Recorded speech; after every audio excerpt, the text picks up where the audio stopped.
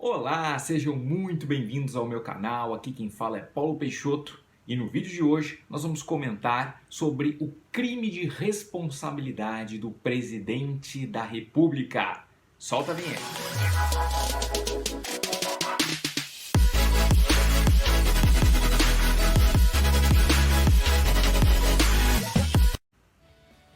Bom, a primeira pergunta que você deve estar se fazendo é: o que é um crime de responsabilidade? E eu, logo de cara, já adianto que não tem nada a ver com aqueles crimes da legislação penal. Na verdade, o crime de responsabilidade, apesar do nome, ele é um ilícito político e administrativo, que implica numa violação de disposições da própria Constituição e da legislação específica, ou seja, a Lei 1079 de 1950, que traz os crimes de responsabilidade. Então, se a gente pegar a nossa Constituição Federal, lá no artigo 85, nós temos a seguinte informação: são crimes de responsabilidade os atos do presidente da República que atentem contra a Constituição Federal e, especialmente, contra 1. A existência da União.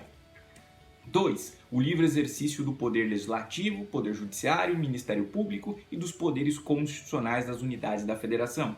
3. O exercício dos direitos políticos individuais e sociais.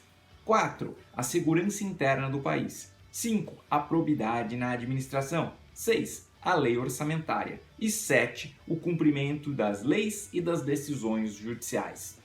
Notem que a Constituição é um pouco genérica, ela fala só o tema, mas ela não traz exemplos, ela não define exatamente o que seria, por exemplo, atentar contra a probidade na administração, contra a lei orçamentária, contra o exercício dos direitos políticos, por exemplo. Tudo isso vai ser definido na Lei 1079 de 1950. Por exemplo, se nós pegarmos aqui a Lei 1079, dos crimes contra o exercício dos direitos políticos, individuais e sociais. Aí no artigo 7º da lei está escrito: são crimes de responsabilidade contra o livre exercício dos direitos políticos, individuais e sociais. 1. Impedir por violência, ameaça ou corrupção o livre exercício do voto.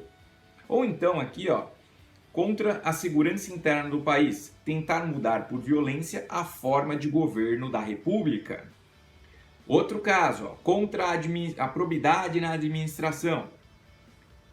Expedir ordem ou fazer requisição de forma contrária às disposições expressas na Constituição.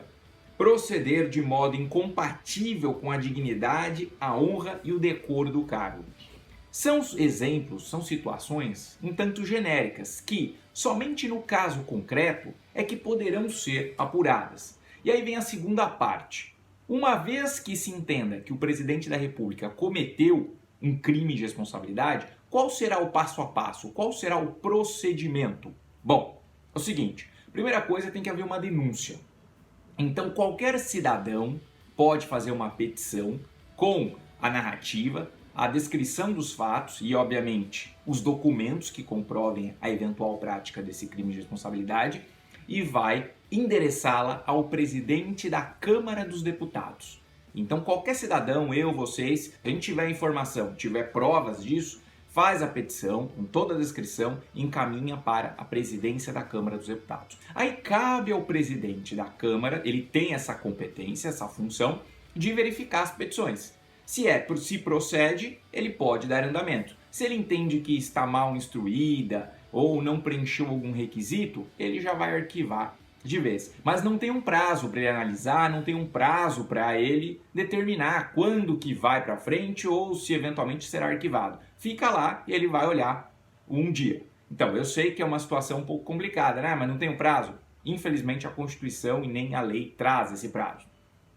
Agora vamos imaginar que o presidente da Câmara entenda que a petição está bem instruída e deve ser dado andamento. Então vai tramitar dentro da Câmara dos Deputados, passará pelas comissões, será designado um relator e depois de todo o trâmite interno, ela vai para o plenário da Câmara. E lá no plenário da Câmara é preciso 2/3 dos deputados federais para que aprovem a instauração de um processo. Então, a Câmara, nesse primeiro momento, ela só faz o chamado juízo de admissibilidade. ela só vai autorizar a futura abertura de um processo. Então quer dizer que a Câmara não condena? Não, ela só vai decidir se instaura ou não o processo. Então esse juízo aí de admissibilidade. Se a Câmara por 2/3 ou mais entender que sim, esse processo será instaurado no Senado Federal. Aí a segunda etapa, no Senado Federal será instaurado o processo e a partir daí também haverá todo o trâmite processual, o presidente da República vai ser ouvido, vai ter produção de provas e lá no final, sim, terá o julgamento. Um julgamento feito pelos senadores. Então é o próprio Senado quem fará o julgamento. E aqui o quórum também é de 2/3. Preciso de 2/3 dos senadores aprovando a condenação do presidente da República. E, se entenderem pela condenação, qual será a sanção?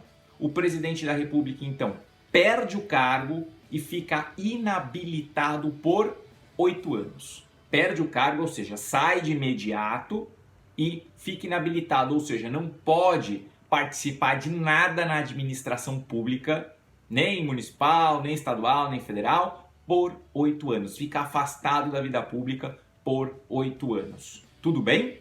Então, esse é o procedimento.